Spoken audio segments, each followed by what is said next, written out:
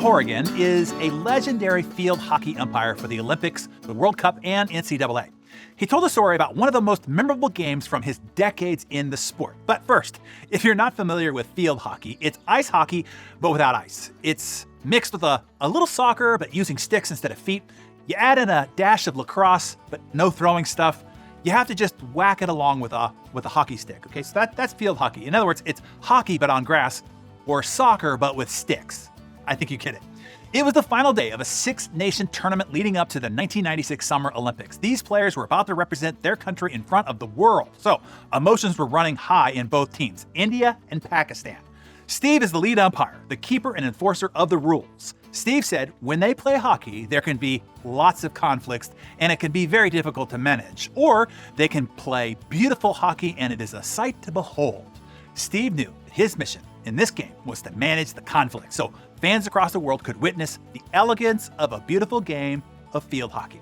Steve blew his whistle. The game was underway. About 30 seconds into the match, one of the Pakistani guys went to hit the ball, and when he followed through, he hit one of the Indian guys. It actually developed a cut underneath the shin guards, and that's how hard he got hit. Steve recognized that it was a little bit over-aggressive, so he gave a green card warning the Pakistani player. About 30 seconds later, one of the Indian players ran over one of the Pakistani players, kind of pushed him down. Steve gave a green card to the Indian player as well.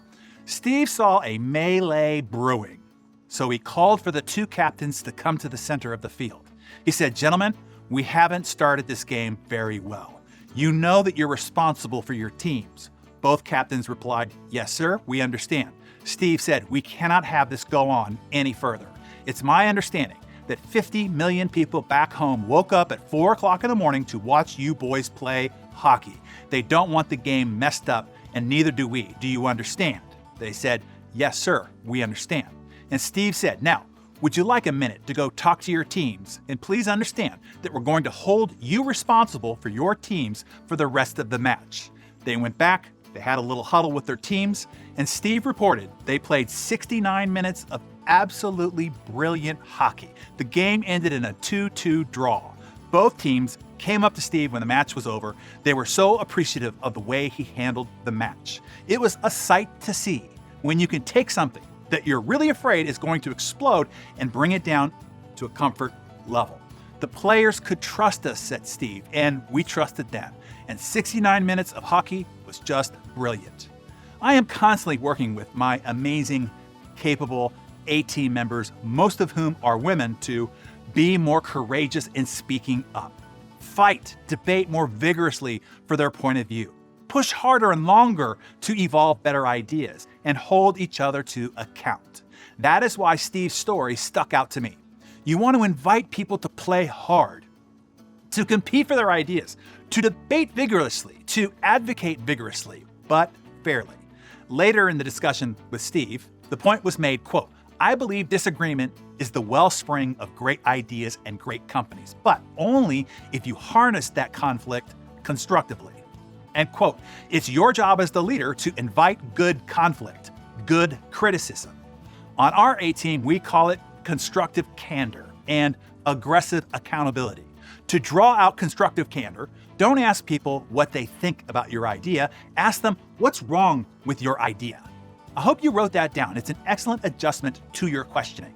Invite people to poke holes in your ideas because you want to find those holes before you bring your idea out into the world. By constructively harnessing disagreements on your team, you improve ideas and fuel great focused work.